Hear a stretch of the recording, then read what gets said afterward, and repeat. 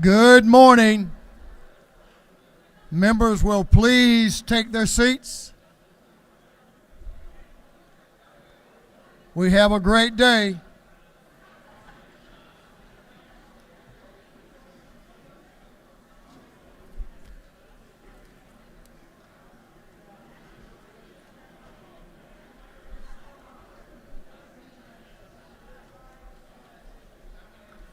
Members will please take their seats and cease conversation.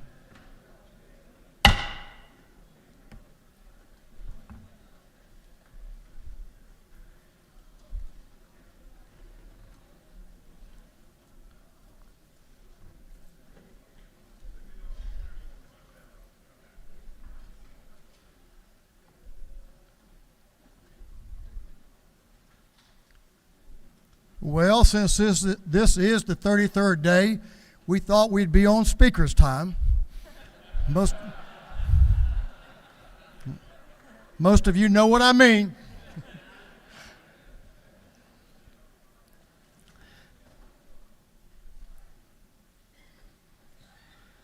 The hour for convening having arrived, all members will please take their seats.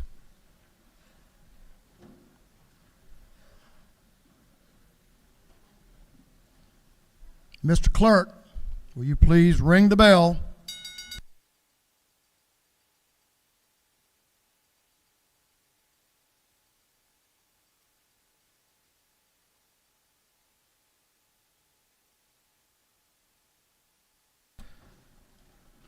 We're going to have the morning roll call.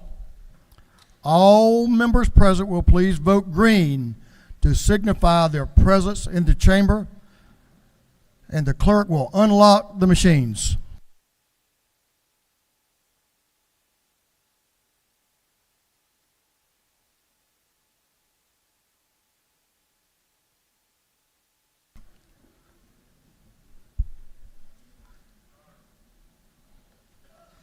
Have all members voted?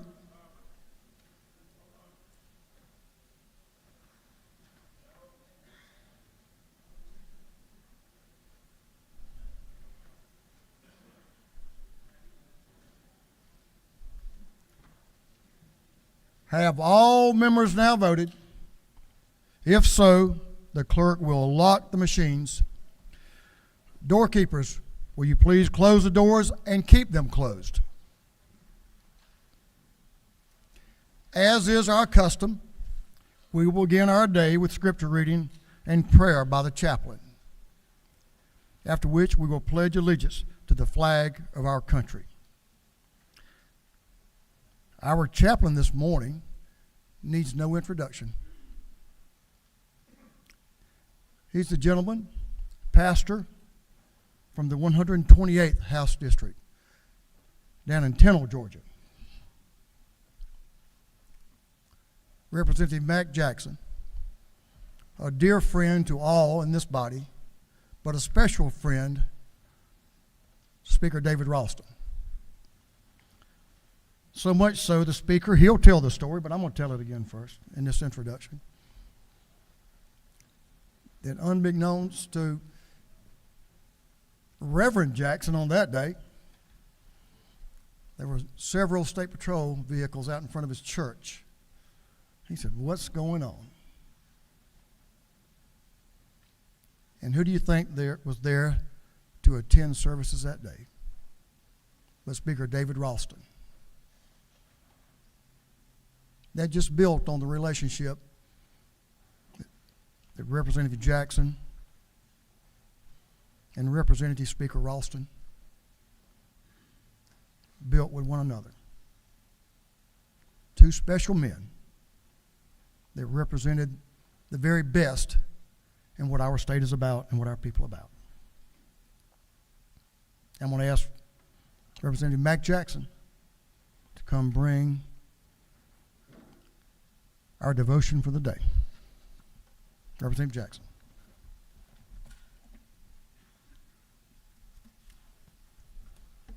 Thank you, Mr. Speaker. Good morning to everyone. You know, when I think about that day when Speaker Ralston surprised me, Nobody told me that he was coming. And all of a sudden, there he was on a Sunday morning. He cared enough to come down to Washington County to see me. And when I asked him why, he said, because you're my friend. Speaker Ralston had a way of letting you know that he cared about you. And today, as we honor him, I count it an honor and a privilege to be able to speak on behalf of a man who loved the state of Georgia. As I was searching the scripture on last night, I saw in the book of Luke, in Luke chapter 10 and verse 25, and it said that a lawyer stood up and he asked Jesus, "What must I do to inherit eternal life?" Jesus asked him a question. He said, "What is written?" And he said, "You shall love the Lord your God with all your heart and with all your soul and with all your strength and with all your mind, and your neighbor as yourself." And Jesus said to him, "You have answered right. Do this and you shall live." But he, willing to justify himself, said unto Jesus, "And who is my neighbor?" And Jesus answered and said, "A certain man went down from Jerusalem to Jericho and fell among thieves, which stripped him of his clothing and wounded him and departed, leaving him half dead. And by chance there came down a certain priest that way. And when he saw him, he passed by on the other side. And likewise a Levite, when he was at the place, came and looked on him and passed by on the other side. But a certain Samaritan, as he journeyed, came where he was. And when he saw him, he had compassion on him, and went to him and bound up his wounds, pouring in oil and wine, and set him on his own beast, and brought him to an inn and took care of him. And the next day when he departed, he took out 2 pence and gave them to the host, and said unto him, "And whatsoever you spend more, when I come again, I will repay you." Which now of these 3 do you think was a neighbor to him that fell among the thieves? And he said, "He that showed mercy on him." Then Jesus said to him, "Go and do likewise." And I believe that Speaker Ralston had read Luke chapter 10 because he was a neighbor to so many Georgians. His life paralleled the Good Samaritan that Jesus talked about in this passage. In 2020, he led the fight to pass House Bill 426, the hate crime bill. For he saw a young man who was killed while jogging, and he considered him as his neighbor. In 2021, he led the fight on HB 479 to repeal the citizen's arrest law because Ahmaud Arbery's family was his neighbor. In 2022, Speaker David Ralston backed House Bill 1013 to expand access to affordable mental health treatment and behavioral health services across the state of Georgia. Again, he saw all Georgians as his neighbor. In 2017, Speaker Ralston formed the Rural Development Council. And when we drove up to LJ for our first meeting, and he charged us as a committee to look for ways to bring economic development to our rural communities too. Ladies and gentlemen, this good man cared about Georgians. He cared about Georgians in Blue Ridge.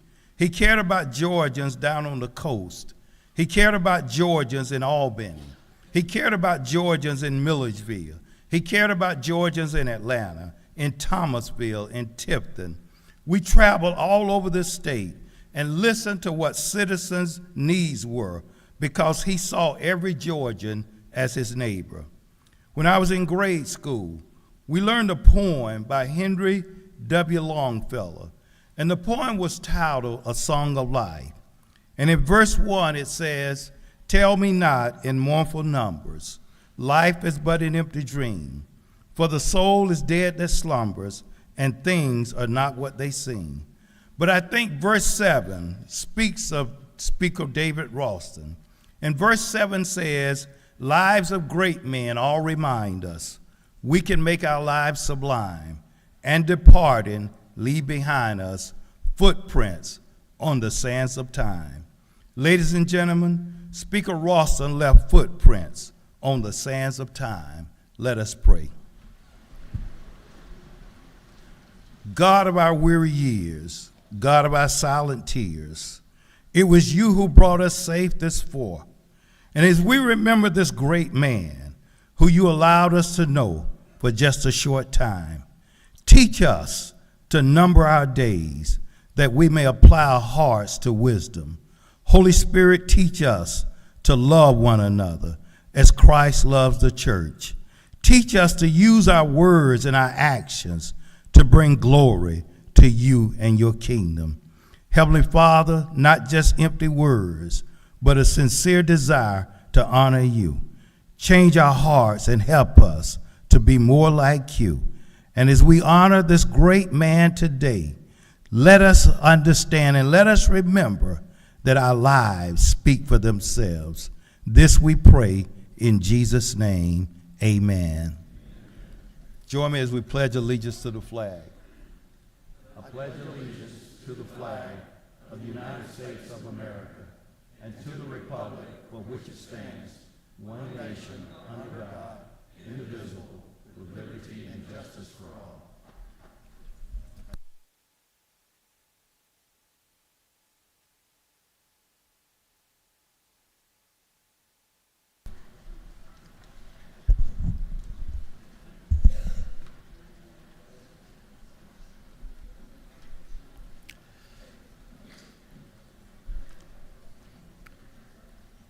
Colleagues, friends, today we will honor and celebrate the awesome legacy of our dear departed colleague, friend and brother, our 73rd Speaker of the House, David Ralston. A proud son of North Georgia, the great mountains of North Georgia, I might be very specific, a brilliant attorney, an altruistic, dedicated public servant. Today would have been his 69th birthday. There's no doubt he loved this state. He loved this house. And he loved every member who served in this body. He lived by the biblical lesson, come now and let us reason together. You can look back over the years, his tenure in this house, and you see monumental achievements. But you'll also see the mark of a man who cared deeply for those whom he served. Whether it was adoption reform, paid parental leave, hate crimes, or mental health, he worked every day as our speaker to see the state's future become brighter for all Georgians. It is fitting that we pause for a few moments to honor his life, his legacy, and the incredible impact he had on our state. We want to share a video with you at this time. So if you'll view the screens. Representative Ralston, have received the majority of the votes cast, is hereby declared and elected Speaker of the Georgia House of Representatives for the ensuing term.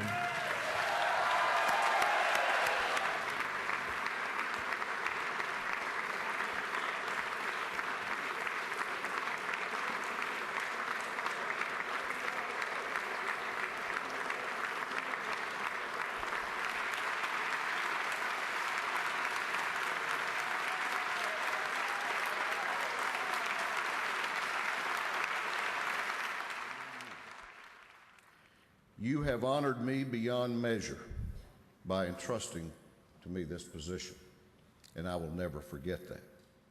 I am here today to do what I can for you and for this state that we all love.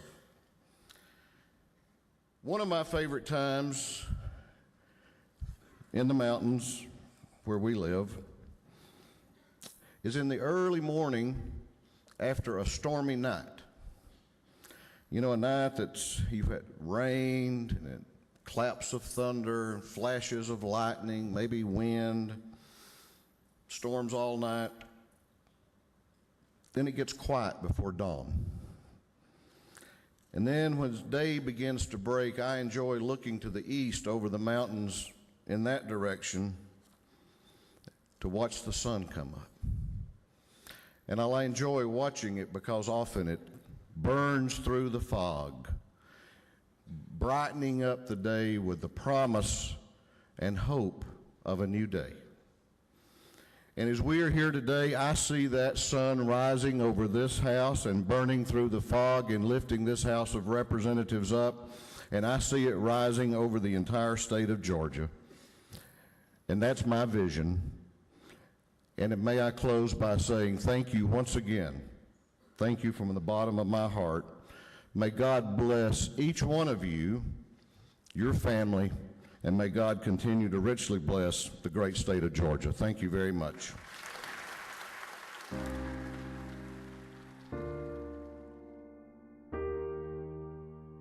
Mr. Clerk, ring the bell.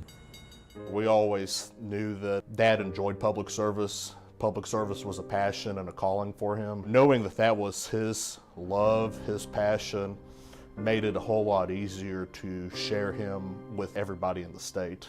He was larger than life in many ways, but his service to our state and the impact he made on the policies that impact the people's everyday lives in this state, for me, is what embodies what David Ralston was about. Speaker Ralston was a heavy lifter, and he liked to take on things that were transformational. And when you have issues of that nature, you must form coalitions and you must coalesce. And that's one of the arts of negotiating that he had, that he was willing to do that. Today, it was you who gave hope to many, many Georgians. God bless you. He was the solid force, level-headed, the grown up in the room at times. Well, I think solid's a good word for him. I just thought so highly of him. He could say more in 5 minutes than any other person I've ever seen in politics. He was a big man with a big, strong voice, and he could swing that gavel and demand attention, and he could lead that chamber and run that chamber, the House of Representatives, with an iron fist, but he also could do it with a big old soft heart. My sister and I joked as we were growing up that this is the same man who would bring around stray dogs that he would find on the side of the road because he noticed a stray dog on the side of the road. The man that I grew up with for 33 years was just one of the nicest and warm-hearted people that I've ever met. I knew him as a person who deeply loved his family. He always remembered where he came from, but he also realized that people were counting on him and us all over Georgia to make it better. Today, hope won. Oh, he loved Georgia. He loved the state. He loved everything about Georgia. There wasn't much about this state that he didn't find just amazing. That's pretty. I think he would want to be remembered, and I think he was, the average person. He came up from humble beginnings, and I think that that's what drove his thought process, when he made decisions or when he ran the House, is that he always tried to look at things from the average person's perspective. He was a big thinker. He was a person that always was willing to listen and to share his ideas and to accept others' ideas. The thing I admired the most about him is he would not jump to conclusions. He would not rush to judgment to make a quick decision. He wanted to hear all sides of an argument. He wanted to hear from people for a situation or against an issue. He wanted to hear from Democrats, Republicans. He wanted to hear from the business community. The speaker was available. He always had time for me, and he had time for others. But more importantly, he enjoyed the engagement that he had. David Ralston was passionate about our state's economy and about giving all people economic opportunity. He's very proud of the fact that we're the #1 state in the country for business. And he was very passionate about making sure that we had a good business environment in this state. And he would work in a bipartisan way to make sure that that happened. And I think that'll certainly be one of his legacies. I saw an R and a D disappear and a Georgian take its place. We are in a period of complexity, and we have to push hard, work hard, put in the hard work, find ways to do things together collectively. He was unequivocal about that. I think by doing that, by finding common ground, by finding solutions, is a tremendous way to honor the service and the life of Speaker Ralston. I enjoyed being in the trenches with him. He strove with his leadership to bring a level of civility and inclusiveness in the chamber, because David Ralston realized that we are all elected geographically from different areas of the state, and that every area matters. I think people are going to look back at the time that David Ralston was here. Now that we've seen some of the things that have been put into motion because of his leadership, we know now that he made the right decisions, whether it be broadband or rural development, health care, mental health, transportation. When we had hate crime, he stepped to the plate and helped get that through the finish line. And when you start talking about things of that nature, which are transformational, which are quality of life issue, I think it paints a pretty good picture of who David Ralston was. And we are a better state because of the work that we all did together. And I think it's up to all of us to really take the things that he did, the lessons that he taught us, and the legacy that he has left, and build on that. He would let you know that he did the best job he could, and he left the House and the state in good hands, and that he believes in the leaders that are currently in place, and that he would want them to carry on and keep doing the state's business. One of the things that I think he'd be proud of, that we will continue, that we will make sure that all the views in this House are honored and they're considered as we move forward with policy. You know, I miss him, but I still feel like he's here. Things that we made better for Georgia will live on because of him. He was about public service, not politics. He cared about his neighbor. He cared about my neighbor. I'm very proud to have served with him and for him to have been my friend. Words cannot express my friendship and relationship with David Ralston. And I would truly, truly miss him. As I said when he passed, a giant pine tree has fallen in the state of Georgia.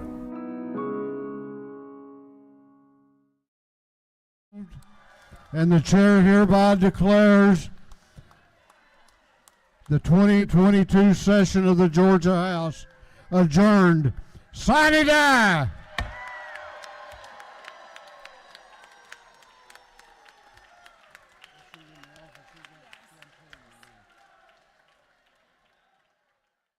Representative Ralston, have received the majority of the votes cast, is hereby declared and elected Speaker of the Georgia House of Representatives for the ensuing.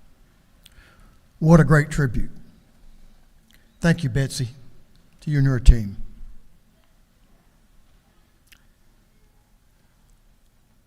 I would now ask Mr. Clerk if you would read a resolution.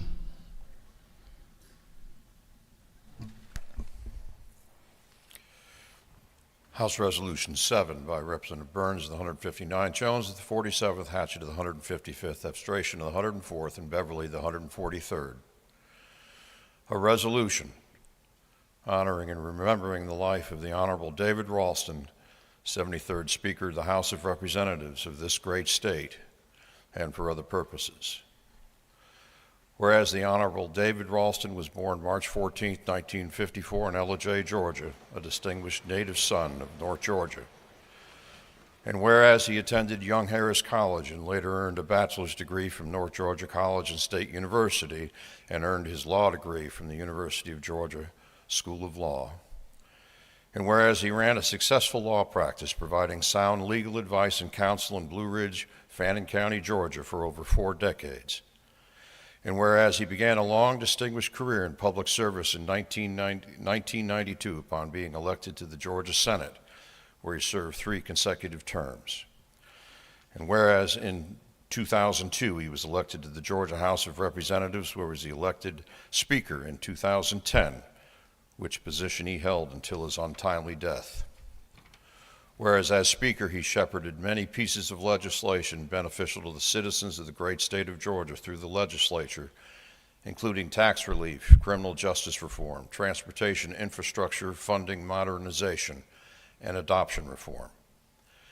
And whereas he had a particular passion for improving the health care provided to Georgia citizens struggling with mental health issues, and whereas on November 16, 2022, He died peacefully at Piedmont Hospital, Atlanta, surrounded by his beloved wife, Cherie, his children, Matt and Elizabeth, and his family.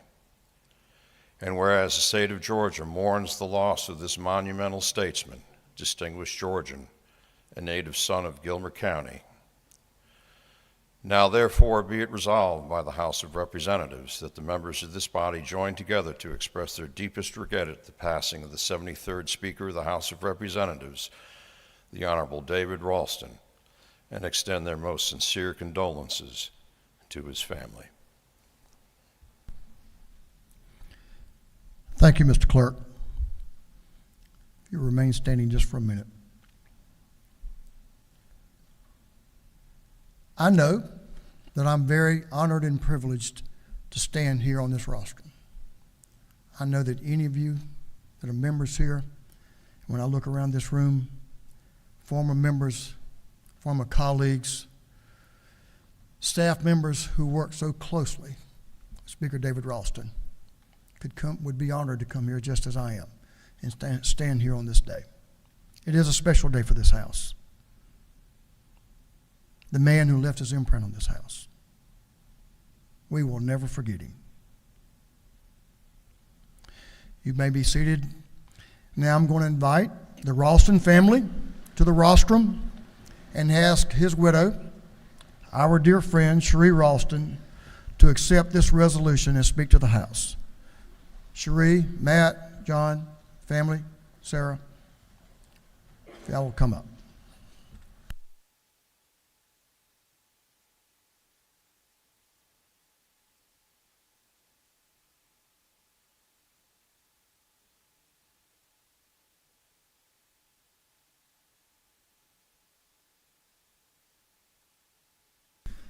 Cherie? What an honor and a privilege to be with all of you today and to be in this room that my husband loves so very much. I'd like to start out by saying that our family thanks you for this honor. My husband loved this state, and he wanted to leave it a better place. He loved our community, and he worked tirelessly to leave it a better place. If you were a staff member of David Ralston, he loved you and wanted you to be better, and he always tried to facilitate that. We thank you. We love you. David Ralston loved you. He considered you family. Thank you for having us here today.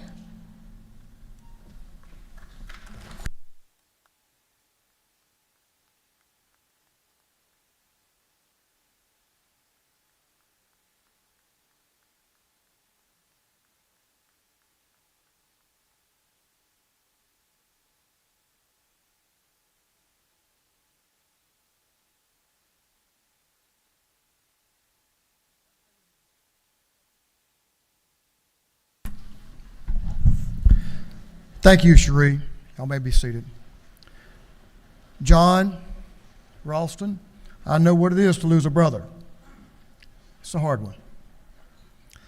Matt, stay with me, the much beloved Matt.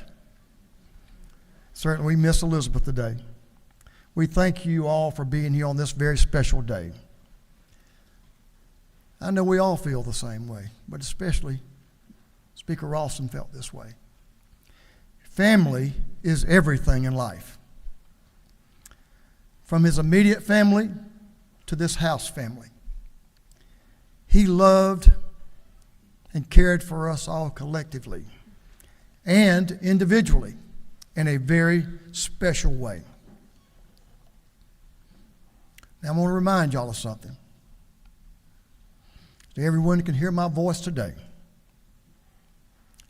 A story seldom told is soon forgotten. Let's tell this story. Let's continue to honor our friend by telling the story, what he did for all Georgians, what he will do for Georgians for generations to come by the policies he implemented, he worked so diligently for with us here in this house. So let's continue to honor him, Speaker David Ralston, by remembering and carrying on his good work. We must never, ever forget a true champion for the people of Georgia, Speaker David Ralston. Thank y'all.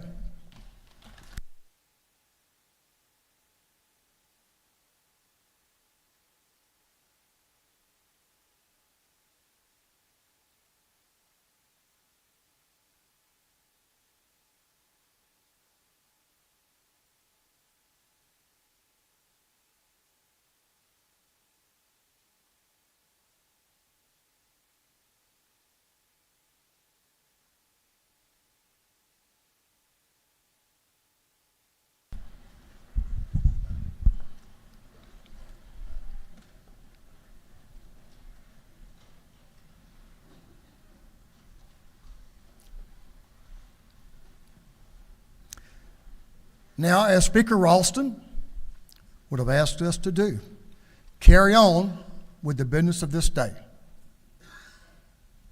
Doorkeepers, will you unlock the doors? Now, we love our chaplain. You can have a photo with him anytime. So, if you desire one now, you can go in that south ante room and get one. But we have family and former members here, so I know many of you here would like to have a photo to remember today by with the families of Speaker Ralston and former staff members and former colleagues. So we certainly will have that opportunity out in the south ante room. So I hope you'll avail yourself of that opportunity. Chair now recognizes Chairman Tarvin, the chair of the Committee on Information and Audits. Chairman Tarvin. Thank you, Mr. Speaker. Mr. Speaker, your Committee on Information and Audits has read the journals from the previous legislative day and found it to be correct. And something else for us to think about, I'm going to read this because I scratched it out here. In 9 years, I will dare say there's no one sat in their seat and gazed up at the lectern there more than I have, more hours. I sat in my seat and I've watched Speaker Ralston as I now watch you. And as Mac, Representative Jackson, gave the invocation, I wrote this down and I'm going to read it. I haven't read one before, but I'm going to read this one. This is what I thought of as he spoke, that I thought was in David Ralston's heart. Treat everyone with respect. Respect your colleagues, no matter how they may differ in their beliefs. Respect all with the same respect you expect. Thank you, Mr. Speaker. Chairman Tarvin, you know of what you speak. Chairman Tarvin, the chair of the Committee on Information and Audits, reports that the journal of the previous legislative day has been read and found to be correct. Is there any objection to dispense with the reading of the journal? The chair hears none. The reading of the journal is dispensed with. Is there any objection to the confirmation of the journal? The chair hears none, and the journal is confirmed. I'm going to allow our guests to exit in just a minute. We want to go a little further. Mr. Clerk, who was a dear friend of Speaker David Ralston. They both loved and admired each other tremendously. Mr. Clerk, will you read the resolution establishing the order of business for the day? Representative Administration of the 104th moves following be established as the order of business in our first part of the period. Unanimous consents. Introduction of bills and resolutions. First reading and reference of House bills and resolutions. Second reading of bills and resolutions. Report of standing committees. Third reading and passage of uncontested local bills and resolutions. First reading and reference of Senate bills and resolutions. Morning orders. Is there any objection to the adoption of the resolution establishing the order of business for the day? Chair hears none, and the resolution is adopted. Now, our guests on the floor, we'll, if you so desire, if you need to move on to something else, we'll allow you to be excused at this time before we go on to first readers. So we'll pause just for a second and allow y'all to do just that if that's your desire. Thank you for being here. Thank you for honoring our dear friend, Speaker David Ralston.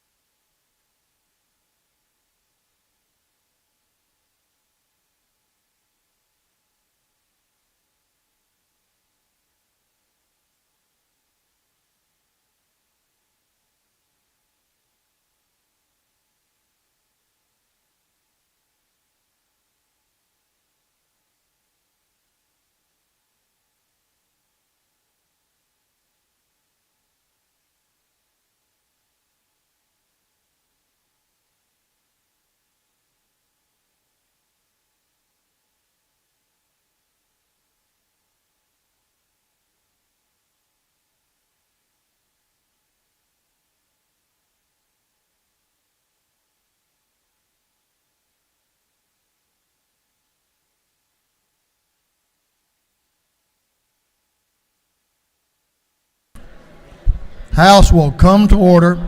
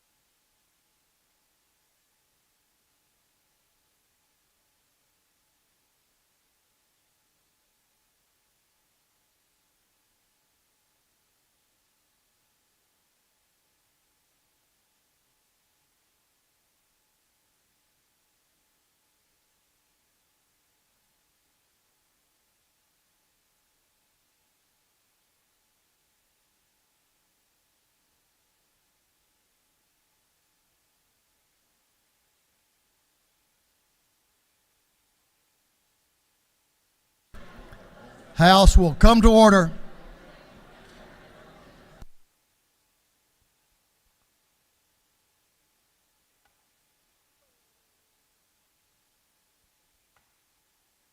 House will come to order.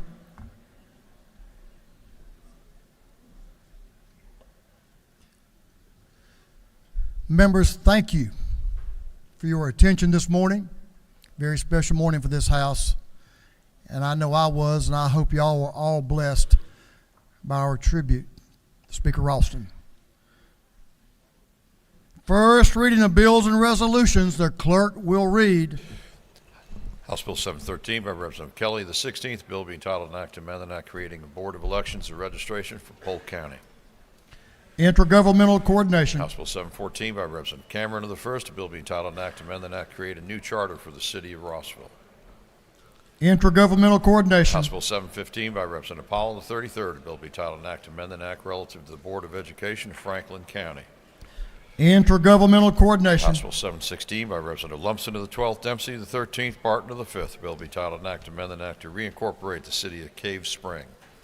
Intergovernmental coordination. House Bill 718 by Representative Jackson of the 165th, Stevens of the 164th, Westbrook of the 163rd, Gilliard of the 162nd, Petrie of the 166th, and others. Bill be titled an act to authorize the governing authority of the city of Savannah to levy an excise tax. Intergovernmental coordination. House Bill 719 by Representative Neal of the 79th, Gilliard of the 162nd, Stoner of the 40th. Bill be titled an act to amend Article 1 of Chapter 7 of Title 44 of the Official Code of Georgia Annotated regarding landlord and tenant in general. Judiciary. House Bill 720 by Representative Green of the 154th. Bill be titled an act to authorize the assessment and collection of a technology fee by the Magistrate Court of Randolph County. Intergovernmental coordination. House Bill 721 by Representative Anulowitz of the 42nd, Stoner of the 40th, Seaball of the 34th, Campbell of the 35th, Williams of the 37th, and others. Bill be titled an act to amend an act creating the State Court of Cobb County. Intergovernmental coordination. House Bill 722 by Representative Campbell of the 35th, Earhart of the 36th, Seaball of the 34th. Bill be titled an act to amend an act to reincorporate and provide a new charter for the city of Ackworth. Intergovernmental coordination. House Bill 723 by Representative Deloach of the 167th. A bill be titled an act to amend an act to provide a method of compensating the chairperson and members of the Board of Education of McIntosh County. Intergovernmental coordination. House Bill 724 by Representative Fleming of the 125th and Jackson of the 128th. A bill be titled an act to amend an act creating a new charter for the city of Thompson. Intergovernmental coordination. House Bill 725 by Representative Williamson of the 112th and Martinez of the 111th. A bill be titled Act to amend an act creating a Board of Commissioners of Walton County. Intergovernmental coordination. House Bill 726 by Representative Williamson of the 112th and Martinez of the 111th. A bill be titled an act to amend an act providing for a change in the compensation of certain Walton County officers. Intergovernmental coordination. House Bill 727 by Representative Deloach of the 167th. The bill be titled an act to amend an act providing a new charter for the city of Darien. Intergovernmental coordination. House Resolution 473 by Representative Anderson of the 10th, Powell of the 33rd, Corbett of the 174th, and Chokus of the 151st. A resolution creating the House Study Committee on Safety and Consumer Protection in the Tree Care Industry. Agriculture and Consumer Affairs. House Resolution 474 by Representative Wade of the 9th, Cox of the 28th, Tarvin of the 2nd, Powell of the 33rd, Martinez of the 111th, and others. A resolution urging the Major League Baseball Hall of Fame Committee to induct former Atlanta Braves player Dale Murphy into the National Baseball Hall of Fame. Special rules. House Resolution 475 by Representative Lewis Ward of the 115th, Douglas of the 78th, Holly of the 116th, and Scott of the 76th. A resolution honoring the life of Pastor Spencer T. O'Neill and dedicating a bridge in his memory. Transportation. House Resolution 476 by Representative Huddleston of the 72nd, Campbell of the 35th, Bonner of the 73rd, Anderson of the 10th, Martinez of the 111th, and others. A resolution urging Congress to enact legislation. Defense and Veterans Affairs. House Resolution 487 by Representative Bruce of the 61st and Thomas of the 65th. A resolution creating the House Study Committee on Minority Business Enterprises. Small Business Development. Senate Bill 277 by Senator Burns of the 23rd. A bill be titled an act to create a Board of Elections and Registrations for Screven County. Intergovernmental coordination. Senate Bill 285 by Senator Anderson of the 24th, Burns of the 23rd. A bill be titled an act to create the Columbia County Public Facilities Authority. Intergovernmental coordination. Senate Bill 291 by Senator Kennedy, the 18th. A bill be titled an act to amend an act to provide a new charter for the city of Forsyth. Intergovernmental coordination. That completes first readers. Second reading of bills and resolutions. The clerk will read.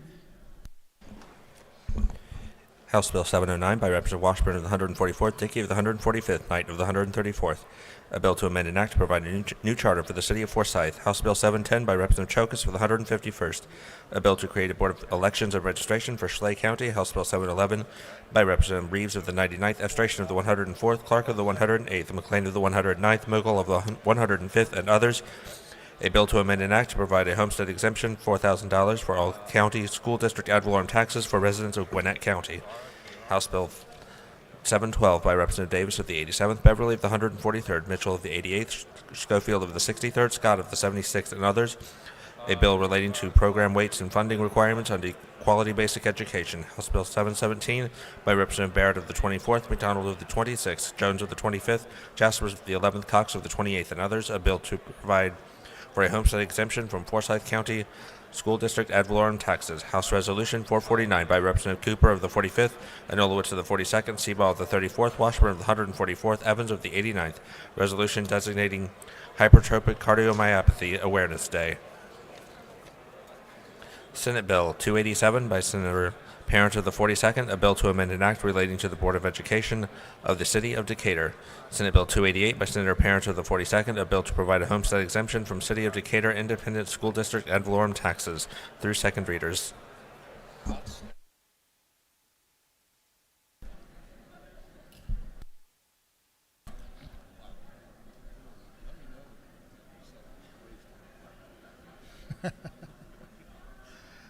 Reports of standing committees, the clerk will read. Representative Robert Dickey, the 145th District Chairman of the Committee on Agriculture and Consumer Affairs, submitted the following report. Mr. Speaker, your Committee on Agriculture and Consumer Affairs has had under its consideration following bills of the Senate and has instructed me to report the same back to the House with following recommendations. Senate Bill 149, due passed by committee, substitute, respectfully submitted Representative Robert Dickey, the 145th District Chairman. Representative Williams, the 148th District Chairman of the Committee on Banks and Banking, submitted the following report. Mr. Speaker, your Committee on Banks and Banking has had under its consideration following bills of the Senate and has instructed me to report the same back to the House with following recommendations. Senate Bill 84, due pass. Senate Bill 90, due pass by committee, substitute, respectfully submitted Representative Williams, the 148th District Chairman. Representative Hawkins, the 27th District Chairman of the Committee on Health, submitted the following report. Mr. Speaker, your Committee on Health has had under its consideration the following bills of the Senate, has instructed me to report the same back to the Senate with the following recommendations. Senate Bill 164, due pass by committee, substitute. Senate Bill 223, due pass. Senate Bill 197, due pass by committee, substitute. Respectfully submitted Representative Hawkins, the 27th District Chairman. Representative Beth Camp of the 135th District Chairman of the Committee on Intergovernmental Coordination Local, submitted the following report. Mr. Speaker, your Committee on Intergovernmental Coordination Local has had under its consideration following bills of the House and the Senate and instructed me to report same back to the House with the following recommendations. House Bill 675, due pass. House Bill 676, due pass. House Bill 680, due pass. House Bill 681, due pass. House Bill 682, due pass. House Bill 683, due pass. House Bill 685, due pass. House Bill 686, due pass. House Bill 688, due pass. House Bill 689, due pass. House Bill 690, due pass. House Bill 691, due pass. Senate Bill 104, due pass by substitute. Senate Bill 231, due pass by committee, substitute. Respectfully submitted Representative Beth Camp of the 135th District Chairman. Representative Tyler Paul Smith of the 18th District Chairman of the Committee on Judiciary Non-Civil, submitted the following report. Mr. Speaker, your Committee on Judiciary Non-Civils had under its consideration following bills of the Senate has instructed me to report the same back to the House with following recommendations. Senate Bill 42, due pass. Senate Bill 44, due pass by committee, substitute. Senate Bill 181, due pass. Respectfully submitted Representative Tyler Paul Smith of the 18th District Chairman. Representative Mandy Ballinger, the 23rd District Chairman of the Committee on Juvenile Justice, submitted the following report. Mr. Speaker, your Committee on Juvenile Justice has had under its consideration following bills of the Senate and has instructed me to report the same back to the House with the following recommendations. Senate Bill 134, due pass. Senate Bill 135, due pass. Respectfully submitted Representative Mandy Ballinger, the 23rd District Chairman. Representative John Corbett of the 174th District Chairman of the Committee on Motor Vehicles submitted the following report. Mr. Speaker, your Committee on Motor Vehicles has had under its consideration the following bill of the Senate. It has instructed me to report the same back to the House with the following recommendations. Senate Bill 35, due pass by committee, substitute. Respectfully submitted Representative John Corbett of the 174th District Chairman. Representative Sharon Cooper, the 45th District Chairman of the Committee on Public Health, submitted the following report. Mr. Speaker, your Committee on Public Health has had under its consideration the following bill of the Senate and has instructed me to report the same back to the House. The following recommendations. Senate Bill 1, due pass. Respectfully submitted Representative Sharon Cooper, the 45th District Chairman. Representative Mike Chokas, the 151st District Chairman of the Committee on Small Business Development, submitted the following report. Mr. Speaker, your Committee on Small Business Development is that under its consideration the following bill of the Senate has instructed me to report back the House with the following recommendations. Senate Bill 55, due pass by committee, substitute. Respectfully submitted Representative Mike Chokas of the 151st District Chairman. That completes the reading of the reports of standing committees.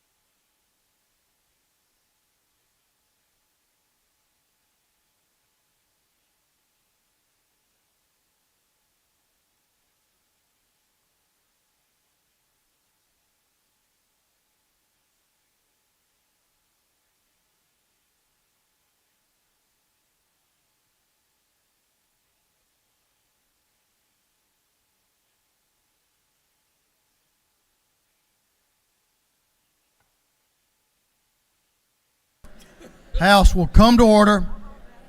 We're going to take up the local calendar. House will come to order. Members will take your seats. Both ante rooms are empty. If you don't want to vote, you can go to the ante rooms. It's fine with me.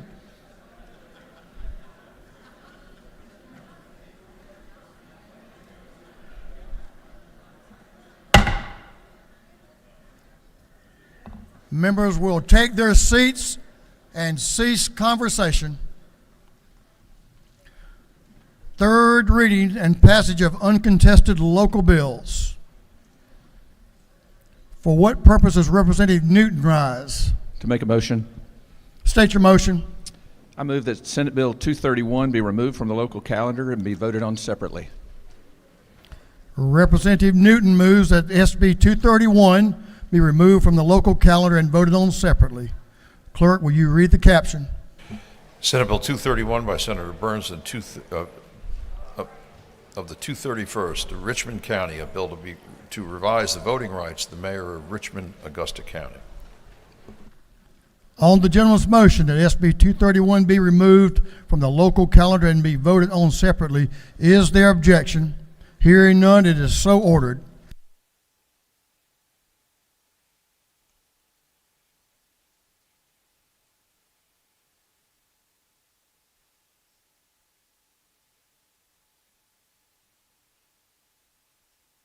If there is no objection, we will vote on the local calendar as a whole with a recorded vote without SB 231. Hearing none, it is so ordered. The clerk will read the local calendar. House Bill 675 by Representative Williams in the 168th City of Riceboro. House Bill 676 by Representative Hagan in the 156th Ben Hill County. House Bill 680 by Representative Taylor in the 173rd City of Thomasville. House Bill 681 by Representative Green in the 154th Quitman County. House Bill 682 by Representative Green in the 154th Seminole County. House Bill 683 by Representative Green in the 154th Seminole County. House Bill 685 by Representative Green in the 154th Early County. House Bill 686 by Representative Green in the 154th Early County. House Bill 688 by Representative Green in the 154th Miller County. House Bill 689 by Representative Green in the 154th Miller County. House Bill 690 by Representative Green in the 154th Baker County. House Bill 691 by Representative Green in the 154th Baker County. Senate Bill 104 by substitute by Senator Redd of the 33rd, Cobb County.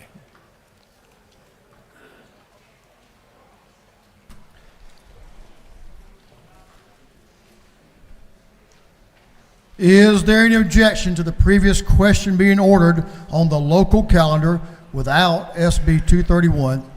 Chair hears none. The previous question is ordered. Is there any objection to agreeing to the report of the committee, which was favorable to the passage of the bills? Chair hears none. The report of the committee is agreed to. Shall these bills now pass? All those in favor of the passage of the bills on the local calendar will vote yes. All those opposed will vote no. And of course, voting no, this is without SB 231, and the clerk will unlock the machines.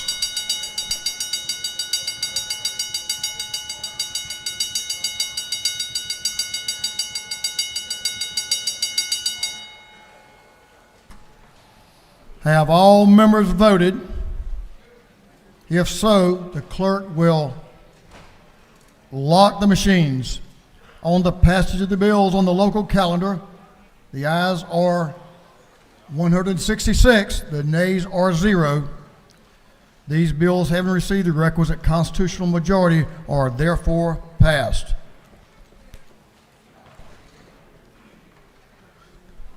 The clerk now will read the caption to SB 231.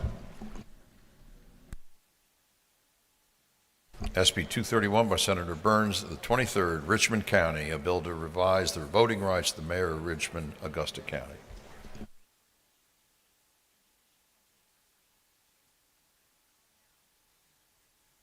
Is there any objection to the previous question being ordered on SB 231? Chair hears none. The previous question is ordered. Is there any objection to agreeing to the report of the committee, which was favorable to the passage of the bill? The chair hears none. The report of the committee is agreed to. Shall this bill now pass? All those in favor of the passage of the bill on the local calendar will vote yes. All those opposed will vote no, and the clerk will unlock the machines.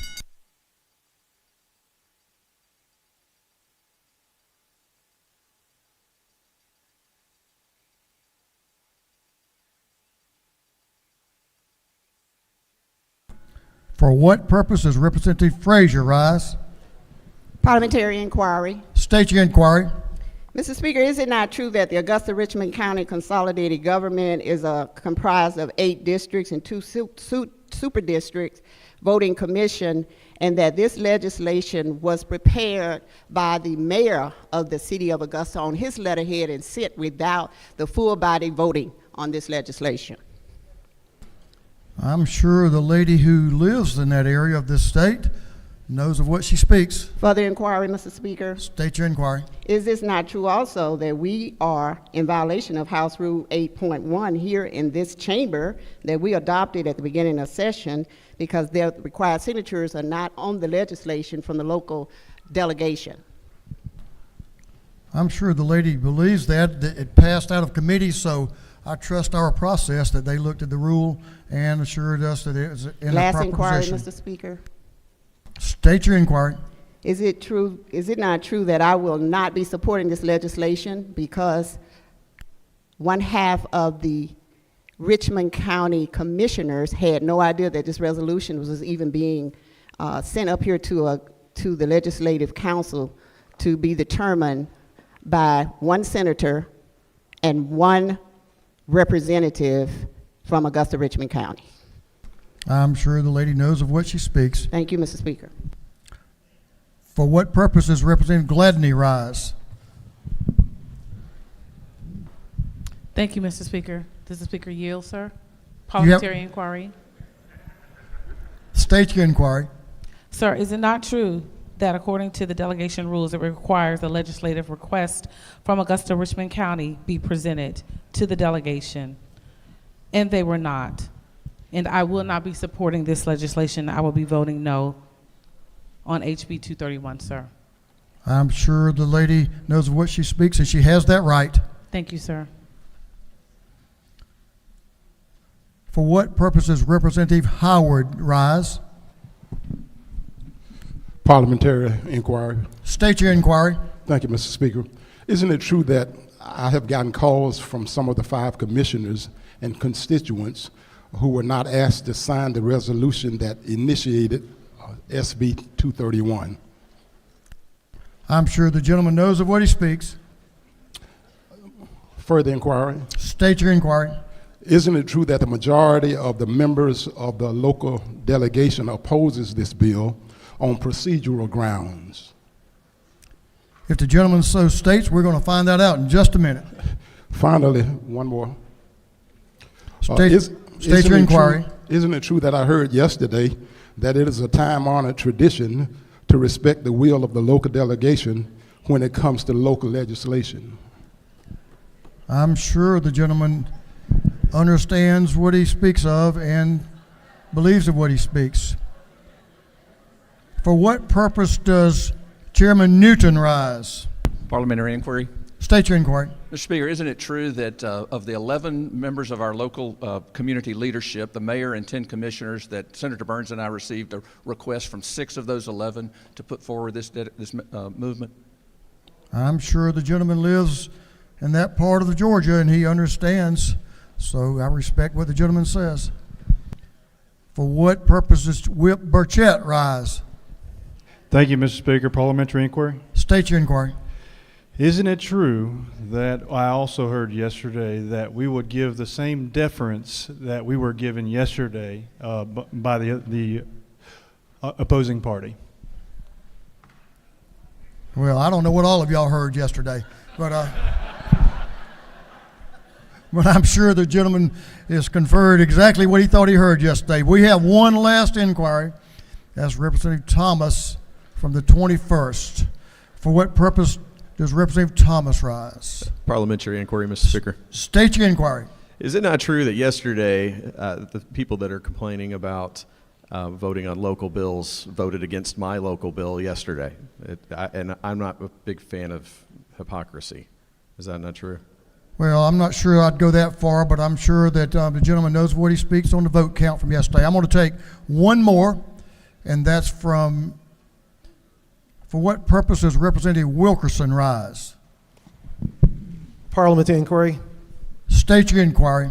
It would be helpful. Is it not true that it would be helpful if someone could explain to me that if a local delegation has rules under Rule 18, that therefore those rules should be followed, and the only time you would go to intergovernmental coordination, under my understanding, is if they do not have rules. And in this case, my understanding is Augusta Richmond has rules, therefore they should have followed the normal process, and I would be very appreciative if someone could explain that to me at some point later. Well, I like your inquiry because it can be explained to you later. And you can, when you get the answer, I hope you'll share that with me as well. So I'm sure the gentleman understands what he said and believes that. Have all members voted? Have all members voted? If so, the clerk will lock the machines. On the passage of the bill on the local calendar, the ayes are 99, the nays 70. This bill, having received the requisite constitutional majority, is therefore passed. We're going to recognize our doctor of the day today, Representative Doug Stoner. Representative Stoner will introduce our doctor of the day.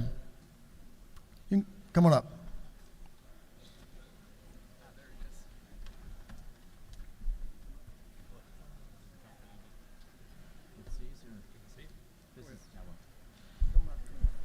Thank you, Mr. Speaker.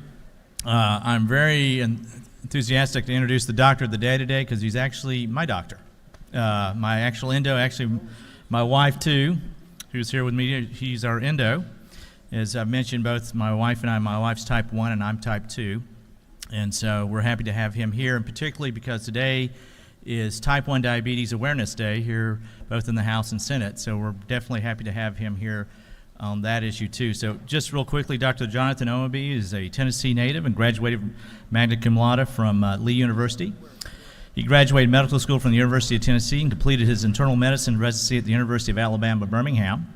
Then he moved to Atlanta and completed his endocrinology fellowship at Emory University. And he practices general endocrinology and focuses on insulin pump management for patients with type 1 diabetes, pituitary tumors, thyroid diseases, and adrenal diseases. He also performs ultrasound-guided thyroid biopsies in the office. So he's also doing research. His research findings have been published in well-known medical journals and works as an investigator and a sub-investigator in multiple clinical trials currently active within the practice. He has presented before annual meetings of the American Association of Clinical Endocrinologists, and travels to educate other doctors regarding new and emerging endocrine therapies. And in 2014, he was honored by the Juvenile Diabetes Research Foundation, one group initiative in recognition of his accomplishments in community educational and networking activities. And this distinction also recognizes efforts in creating awareness of cutting-edge research supported by JDRF in hopes of finding a cure for type 1 diabetes. One other quick thing before I let the doctor say a few comments. On your desk today, there's an example, a visual example for you to look at about managing diabetes and how that works. And this is something I think y'all, because the leading cause of blindness in the United States is diabetes and everything. At this time, doctor? As an endocrinologist and a diabetes specialist, it's an honor to serve as Doctor of the Day for you today, especially today since today's Type 1 Diabetes Day here at the Capitol. Please be sure to read all the information that we've provided to you at your desk. And if you run into any of the pages, since they are children, be sure to ask them. They'll be more than happy to show you their insulin pump and their monitor if they're wearing it, to just show you how it is to live with a chronic disease, especially as a kid. If you have any questions with the handouts that you have at your desk, feel free to come see me at clinic. Thank you.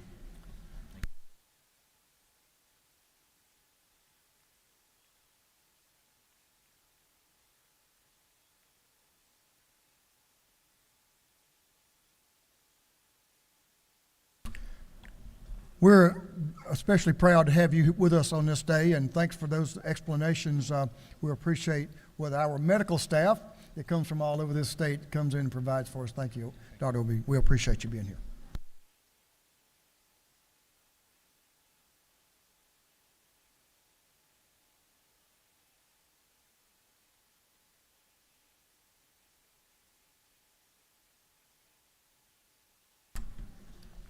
We'll move on to morning orders. Representative Wade is recognized for a morning order. Representative Will Wade.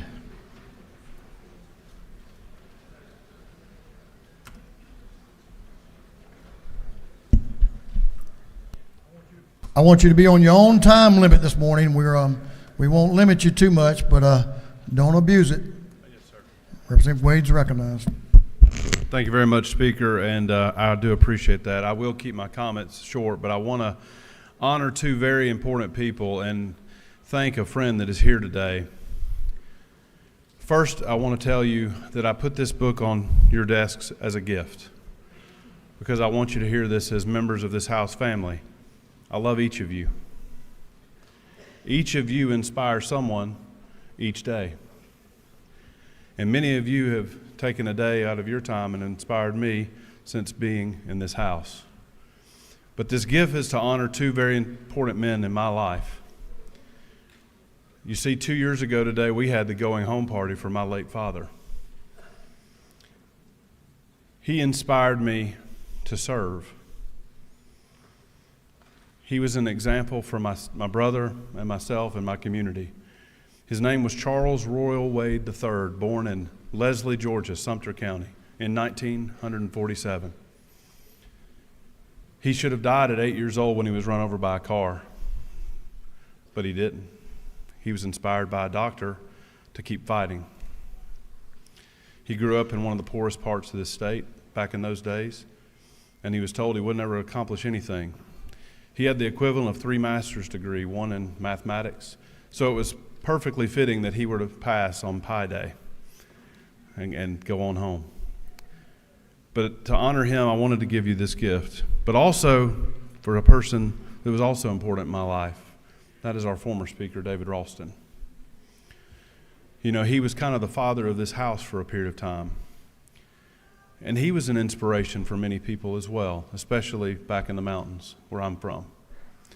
So to honor both of those men, a friend of mine doesn't know that this book spoke to me immediately when I saw the title, but he's here today, Kevin Paul Scott, the author of this book. He's been a friend of mine and was with me when I found out my dad was suffering from Alzheimer's, and he's been a rock for me and my family. So this gift I hope you will accept to honor both my father, Roy Wade, and also late Speaker David Ralston. And I hope that you will take time each day to be inspired and to be an inspiration. God bless you, and thank you, Speaker. Thank you, Representative. We appreciate that. Very meaningful.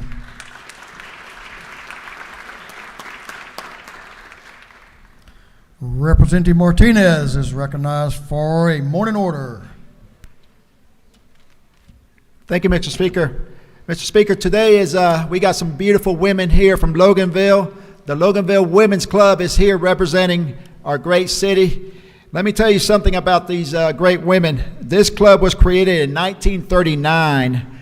Their club motto is wisdom, justice, and moderation. They give so much to our community, including Special Olympics, Loganville High School, and also the Girl Scouts. Mr. Speaker, I'd like to recognize them. Also, I got a good friend, Mr. Doug Blevins, and his wife Samantha.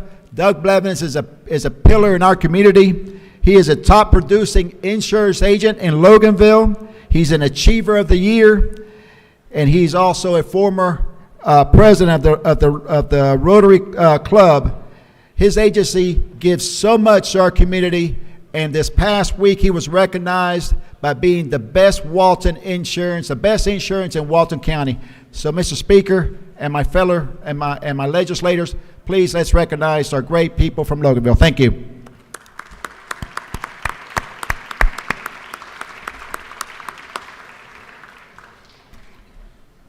Representative Mathis, recognized for a morning order.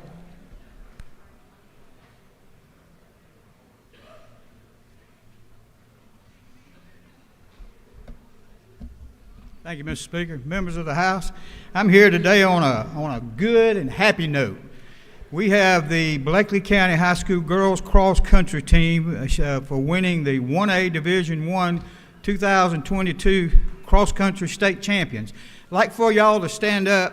Today we especially want to recognize our coach Shelley Cranford, our principal Brad Knox for Bleckley County, if y'all will stand up. Also, we have the individual state champion in cross country, Ella Gibbs, here, and I want to throw a shout out for the individual boy state champion from Bleckley County, Luke Churchill, that was not able to be here with us with all these nice, pretty young ladies. So can I get members of the House to give them a big hand? Thank you very much.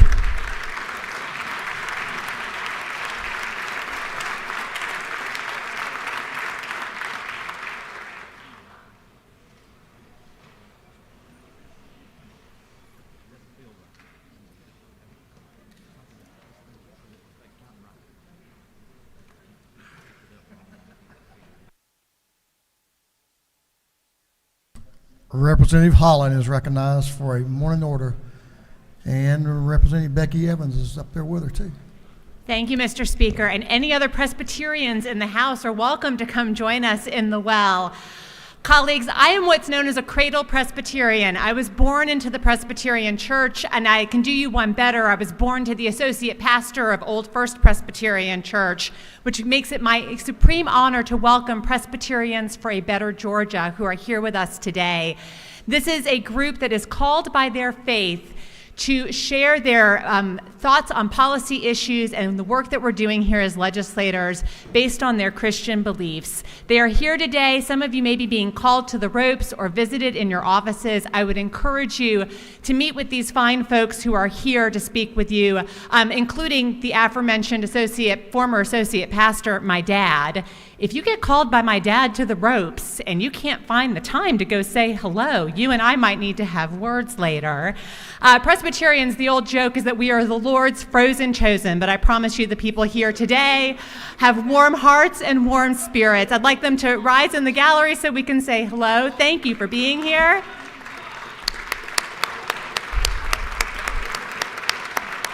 And thank you, Mr. Speaker. Thank you, Representative Holland, and welcome to the People's House. Good to have y'all. Representative Jason Ridley is recognized for a morning order. Mr. Speaker, thank you. I don't know about a cradle Presbyterian, but I know what a back row Baptist looks like, and I'm here. Ladies and gentlemen, today is a special day. You've probably seen some guys up here earlier with hats on. They're from America Hat Company out of Bowie, Texas. Or Bowie, Texas, the way they pronounce it there. They're going to be over at the Ag Building all day today till 4 o'clock in room 201. As my buddy always says, it ain't cheap to look cool, but you can be it cheaper today because they got special pricing for all of us legislators. They're going to put the seal inside of the hat for you, so go over, make sure you go over and see them. Keith Mundy, the president from American Hat Company, is also flew in, so he'll be over there measuring everybody. So if you want to look like me, go get you a hat. Thank you.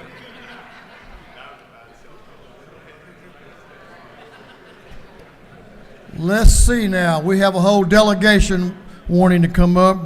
Chair Lady Mathiak, Chairman Knight, and Representative Daniel. Y'all come on down. Here comes Representative Daniel. Nice and we're try. going to recognize this delegation for a morning order.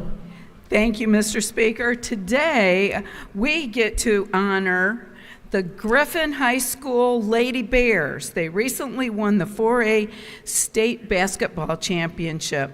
If you'll please stand and honor their head coach, Johnson, their assistant coach, Puckett, and our Lady Bears from Griffin, Georgia. Thank you so much, Mr. Speaker.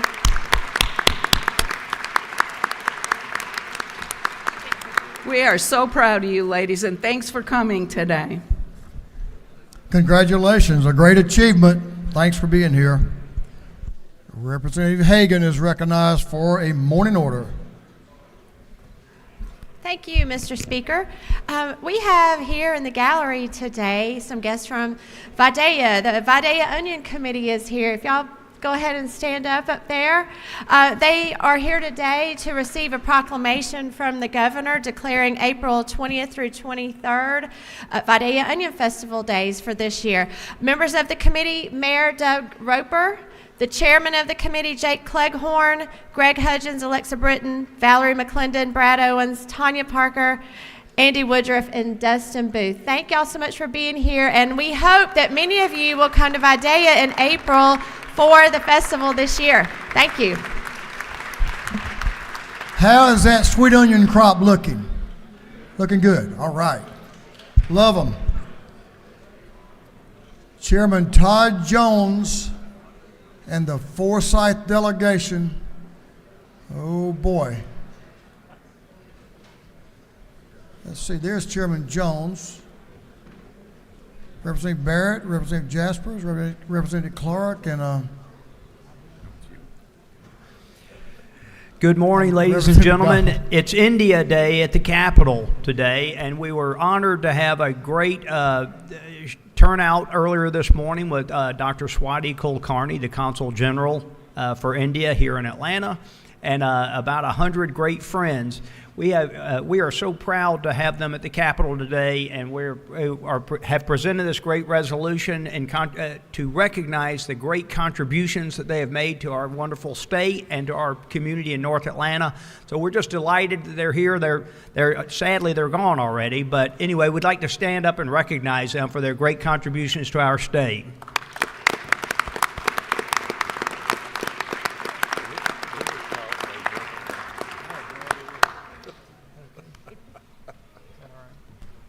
hope we got a picture of all you guys together.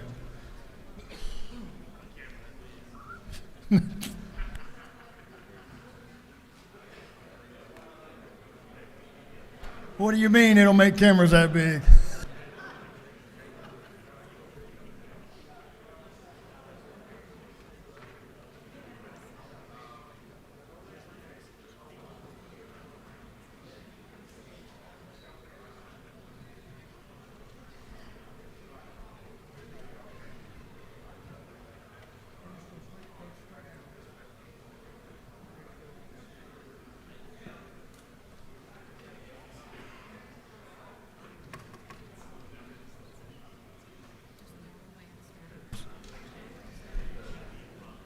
We'll move on to the rules calendar.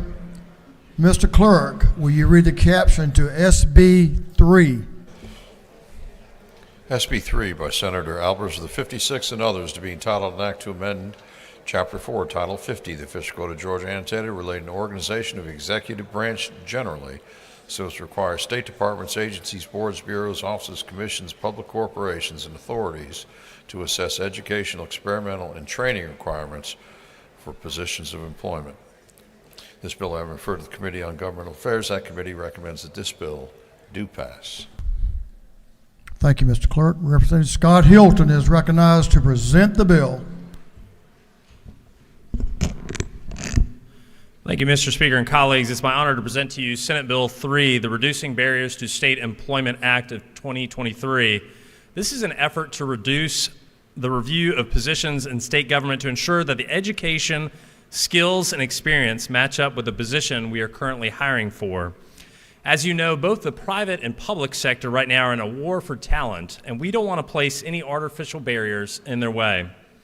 As an employer, we want to make sure that we're not requiring a four-year degree, advanced degree, or certification that does not apply to the job we're currently hiring for and lose out on the opportunity to have our best and brightest apply for that job.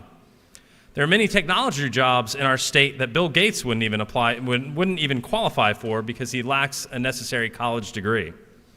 We also have jobs that might require a 5 or 10 years of experience in a technology or process that's only 1 or 2 years old. I want to give a special shout out to DOAS, who will lead this effort and do a fantastic job of evaluating job descriptions and hiring needs in our state. Again, we don't want to miss the opportunity to give people their chance to work for our state government and flourish in their career. This does not take away from the need for certain education and certifications at all. This is simply an opportunity for us to assess each one and make sure they accurately reflect the state's hiring needs. With that, Mr. Speaker, I will yield for questions. You have no questions. Thank you, Mr. Speaker. I yield the well. The gentleman has yielded the well. We do have a speaker. Representative Jasmine Clark is recognized to speak to the bill.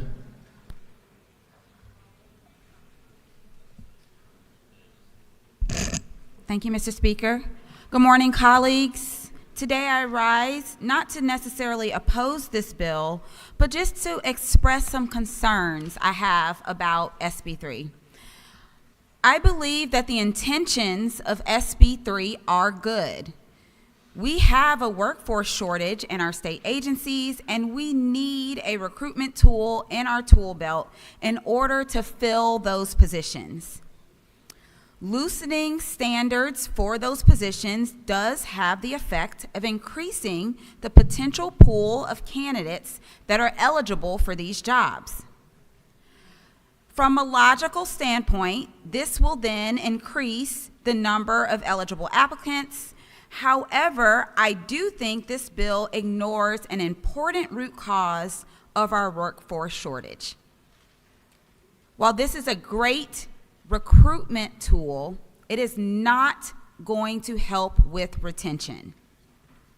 What good is it to people, or to get people in the front door, if they just walk right back out of the back door for a job with more competitive pay? People are trying to live their lives. They're trying to raise their family. They're trying to keep a roof over their head. They're trying to keep food on the table. In the state of Georgia, even if they get one of these state jobs that we might loosen the restrictions for, they still need that job to pay them enough money to survive. I've listened to enough appropriations presentations by different departments in our state to know that without actually paying more competitive wages, they can't keep people in these positions. Wages for state positions are just not competitive with private industry. And as private industry is actually doing the very thing that we are doing here today, and also reevaluating educational requirements for certain positions, the net effect will ultimately be the same. They won't need the degree to get into private industry, and they can make sometimes double and triple what the state is willing to pay them to do these jobs. So as we vote today, let's ask ourselves what we really need in our state to address our workforce shortage and to fill these empty positions right now that we want people in those positions. I think this is a step in a direction, but right now, I don't think it's necessarily the step in the right direction that we need to do to fill these positions. And with that, Mr. Speaker, I will yield the well.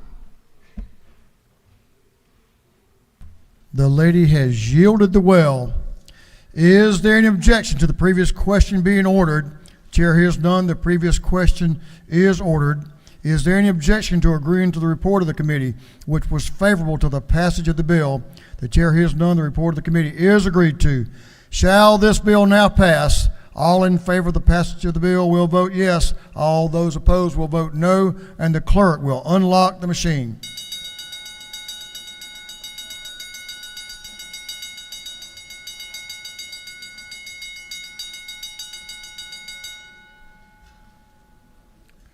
For what purpose does Representative Becky Evans rise?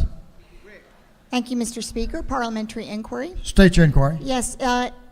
Isn't it true that with the review of these state jobs that it could be some jobs don't require four-year degrees, and thus people may not incur as much debt, and thus they may be able to accept that the pay scale may be appropriate for these jobs if they just need a two-year degree? If the lady so states. Yes, and isn't it also true that perhaps after this study, we can look at the career fields and perhaps look at our HOPE grants, and maybe some additional areas might be worthy of the HOPE grant two-year accreditation? The lady so states. Sounds like a little common sense to me. Have all members voted? If so, the clerk will lock the machine. On the passage of the bill, the yeas were 168, the nays 0. The bill, having received the requisite constitutional majority, is therefore passed. Mr. Clerk, will you read the caption to Senate Bill 2727? Senate Bill 27 by Senator Brass, the 28th, and others, to be entitled an act to amend Code Section 3364 of the Official Code of Georgia Annotated relating to the enumeration of unfair methods of competition and unfair or deceptive acts or practices and penalty, so as to prohibit a healthcare insurer from requiring an ophthalmologist or optometrist to extend any discounts on services that are not covered eye care services. This bill having referred to the Committee on Insurance, that committee recommends that this bill do pass. Representative Matthew Gamble will present the bill. Thank you, Mr. Speaker. I rise today to present to you Senate Bill 27. This legislation follows up on a bill that we passed 2 years ago in 2021, Senate Bill 43. The intent of that bill was to prohibit insurance companies from requiring optometrists or ophthalmologists from being forced to provide discounts on non-covered services. An example of a non-covered service would be requiring a discount on a second pair of glasses that is not covered by insurance. We're pleased that most of the insurance companies have complied with this law. The optometrists and ophthalmologists both support this legislation. And what we're fixing in Senate Bill 27 that you have before you today is a loophole that we're seeking to further update the law to make it clear that requiring optometrists or ophthalmologists to provide discounts on non-covered eye care services for increased rates, reimbursements, preferential treatment, or any other benefit would be illegal. And so with that, Mr. Speaker, that's what Senate Bill 27 does. I'm happy to answer any questions. You have no questions. Thank you. I ask for your favorable consideration of Senate Bill 27. I yield the well. The gentleman has yielded the well. Is there any objection to the previous question being ordered? The chair hears none. The previous question is ordered. Is there any objection to agreeing to the report of the committee which was favorable to the passage of the bill? The chair hears none. The report of the committee is agreed to. Shall this bill now pass? All in favor of the passage of the bill will vote yes. All those opposed will vote no, and the clerk will unlock the machine.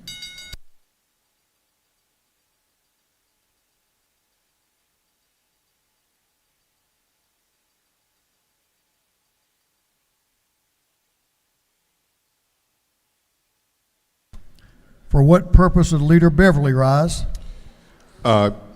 Pursuant to House Rule 133, I ask to be excused from this vote. The gentleman has that right, and the journal will so reflect. For what purposes does Chairman Collins rise? Parliamentary inquiry. State your inquiry. Is it not true that anyone can see that this is a good bill?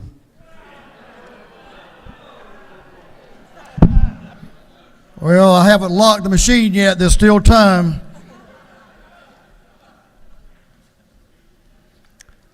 Have all members voted? If so, the clerk will lock the machine. On the passage of the bill, the yeas were 167, the nays 0. The bill, having received the requisite constitutional majority, is therefore passed. Now I agree with you, Mr. Chairman, it's a good bill. Mr. Clerk, will you read the caption to SB 116? Senate Bill 116 by Senator Watson, the first, and others, to be entitled an act to amend Code Section 3637-6 of the Official Code of Georgia Annotated relating to disposition of municipal property generally, so as to revise provisions relating to the maximum term of certain leases or contracts for use, operation, or management of real or personal property. This bill having been referred to the Committee on Governmental Affairs, that committee recommends that this bill do pass. The gentleman from down in Valdosta way, Chairman LaHood, will present the bill. Thank you, Mr. Speaker and members. This bill, what it does, it lengthens the amount of time a municipality can lease a recreational facility from 2 5-year terms to 1 20-year term. And the reason this is necessary is because we have some tenants in these recreational facilities who want to engage in a significant CapEx projects, $10 million and more, and they just can't do that if they can't be insured of a longer lease. So that's what the bill does, Mr. Speaker, and if there's any questions, I'll yield for any. You have no questions. Very good. Ask for your favorable consideration. Thank you. The gentleman has yielded the well. Is there any objection to the previous question being ordered? The chair hears none. The previous question is ordered. Is there any objection to agreeing to the report of the committee, which was favorable to the passage of the bill? The chair hears none. The report of the committee is agreed to. Shall this bill now pass? All in favor of the passage of the bill will vote yes. All those opposed will vote no, and the clerk will unlock the machine.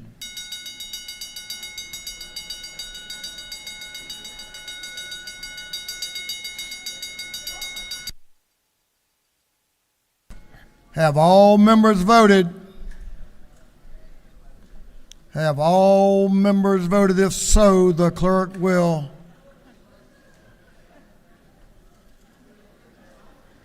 lock the machine. On the passage of the bill, the yeas were 170, the nays 0.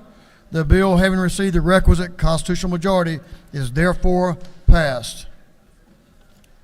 We're ready to move on to afternoon orders.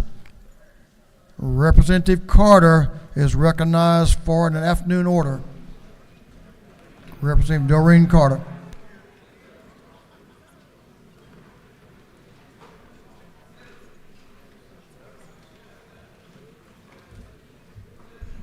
Thank you, Mr. Speaker.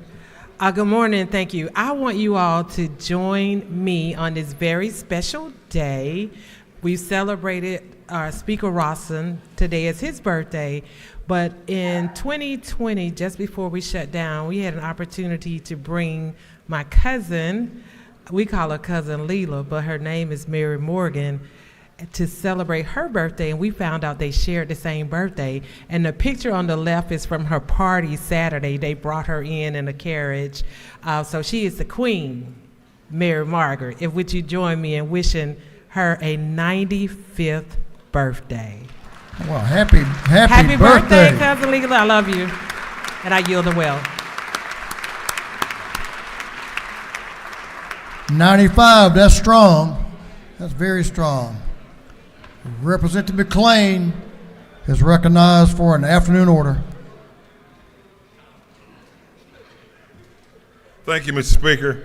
I just want y'all to know that the Facebook training that was scheduled last week will be Wednesday, March 15th from 12 to 1 in room 307 in the CLOB. This is the Facebook training that the Working Family Caucus had a week ago that we had to postpone. It'll be in room 307 in the Coverdale Legislative Office Building from 12 to 1 tomorrow. Thank you, Mr. Speaker. Thank you, Representative.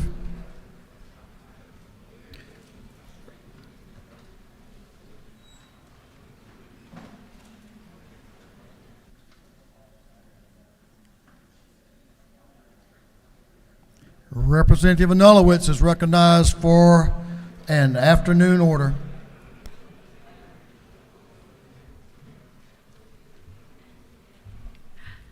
Thank you, and I'm glad to be joined by my colleague in the the unofficial Georgia-Taiwan caucus, Representative Matt Gambrill. And tomorrow, we wanted to let you know that tomorrow, Wednesday, March 15th, we are honored in this General Assembly that Elliot Wang, the Director General of the Taipei Economic and Cultural Office in Atlanta, will be here at the Capitol to welcome us to lunch and a discussion of U.S.-Taiwan relations. This is going to take place upon adjournment in this building in room 230, and you will have more information on your desks tomorrow. I hope you can join us. Thank you. Thank you. Thank you, Representative Gamble and Representative Anulowicz. The Taiwan Caucus. Representative Bentley is recognized for an afternoon order. Here she is. And the Funeral Home Caucus, I'm instructed. Welcome. Thank you, Mr. Speaker and members of the House. We all know today is a very special day because it is the day of our late speaker, David Ralston. And I'm often reminded of a quote that says, "The measure of a man is not how did he die, but how did he live.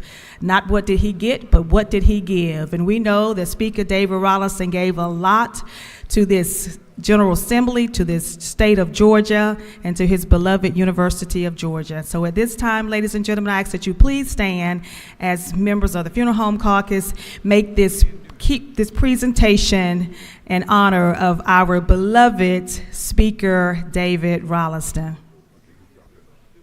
then we'll go to the front. Go to the front. And then come this way.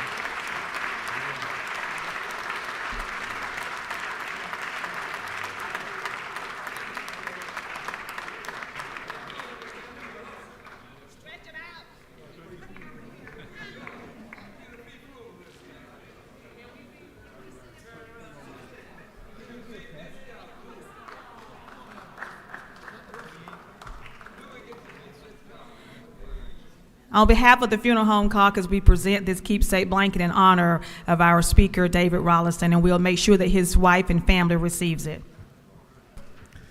Thank you, Funeral Home Caucus. That's special.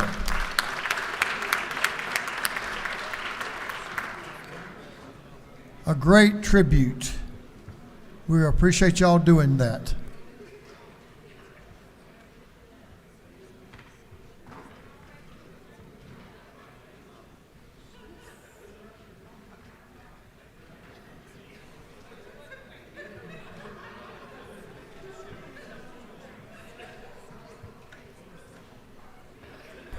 Members, I want to recognize a former Representative Morgan, who's now representative. Her name now is Alicia Searcy. Did I say that right? Searcy? It's good to see you back. We appreciate you. Just all welcome, former representative.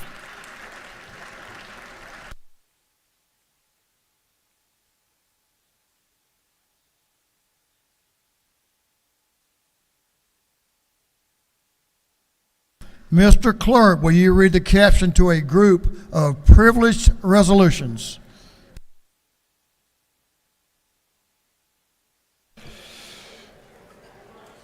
Honoring and remembering the life of the Honorable David Ralston, 73rd Speaker of the House of Representatives of this great state.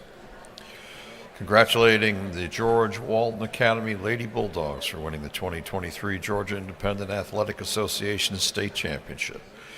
Commending Joseph Parker, Woodland High School's 2023 Star Student. Commending the National College Resources Foundation upon its 19th Annual Atlanta Black College Expo. Recognizing the Association of Georgia General Aviation Airports as an industry association for general aviation airports. Commending the students of Parkside Elementary School for their exemplary performance and sportsmanship during the school's 2023 Penny Wars. Recognizing and commending Father Thomas Alessandroni. Recognizing and commending the East Georgia Cancel Coalition. Recognizing and commending J. Michael Levengood. Commending Kimberly Human, Woodland High School's 2023 Star Teacher. Commending Tom Bowen, Carterville High School 2023 Star Student. Commending Omar Nuez, Cartersville High School 2023 Star Teacher. Congratulating the Bleckley County High School Girls Cross Country Team on winning the 1A Division I 2022 Cross Country State Championship. Commending Susan Payne, Unity Christian Schools 2023 Star Teacher. And commending Luke Whitehead, Unity Christian Schools 2023 Star Student.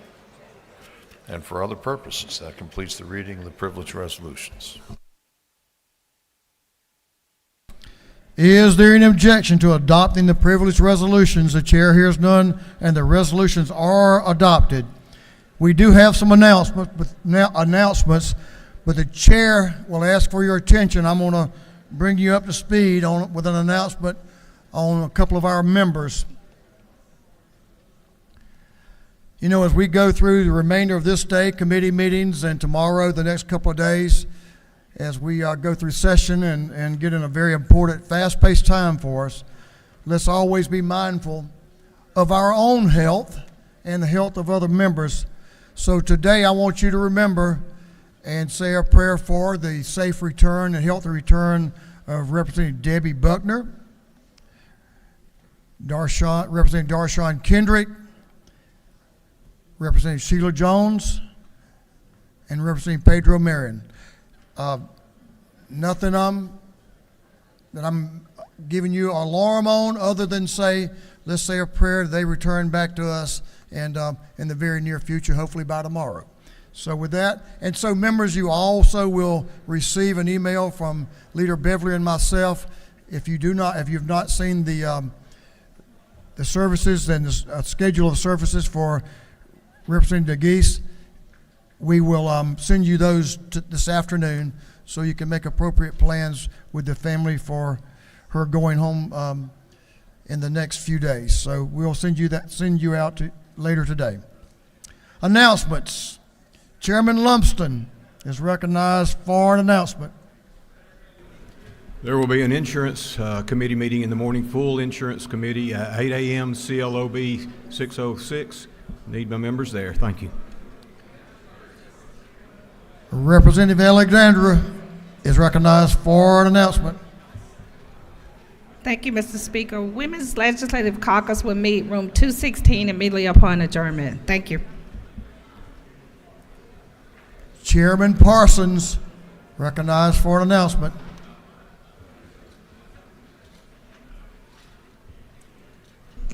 Thank you, Speaker. Thank you, Speaker Burns. Just a reminder that Energy, Utilities, and Telecommunications will be meeting this afternoon at 3 p.m. in room 403. We have a couple of measures that we're going to take action on, and time is getting on late in the session. Thank you, Speaker. I yield well. Leader F. Stration is recognized for an announcement. Thank you, Mr. Speaker. There will be a chairman's lunch in room 403 upon adjournment. Thank you.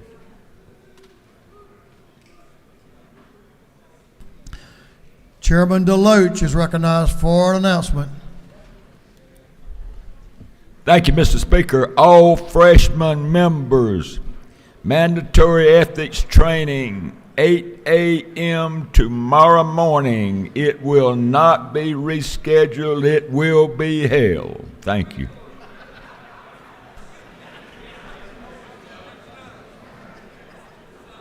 That was clear enough, Mr. Chairman. 8 a.m. tomorrow morning. It will not be rescheduled. I get it. Chair Lady Cooper is recognized for an announcement. Thank you, Mr. Speaker. Members, we will have a public health meeting today at 1 o'clock, room 606. Public health today, 1 o'clock, room 606 in the CLOB. Thank you. Representative Vance Smith is recognized for an announcement.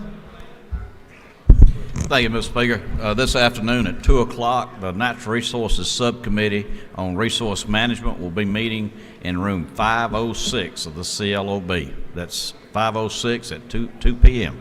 Thank you, Mr. Speaker. That completes our announcements. We don't have any birthdays today other than remembering David Ralston. Well, wait a minute, we may have one. For what purpose does Representative Sharp arise? Thank you, Speaker. As you know, for all of the years that we were here in session, I've always sung the happy birthday song for Speaker Ralston every year that we were here in session. So I think it's very appropriate for me to have the opportunity to sing that for Speaker Ralston, because that is something that he would look forward to and something that he would want for his birthday. Representative, I think, what do y'all think? Yes, I think we would agree with you. Let's hear it, Representative Sharper. Happy birthday to you. Happy birthday to you. Happy birthday, Speaker Ralston, because we really miss you. Excellent. Thank you.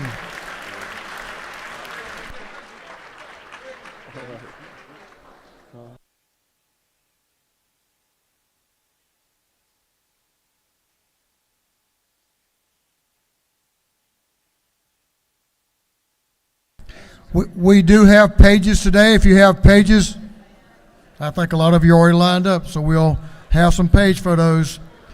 The majority leader of this House is recognized for a motion. Thank you, Mr. Speaker. I move that this House stand adjourned until 10 a.m. on Wednesday, March 15th, 2023. On the motion of the majority leader that this House stand adjourned until 10 a.m. Wednesday, March the 15th, 2023. All those in favor will say aye. All those opposed say no. The ayes have it. We're adjourned.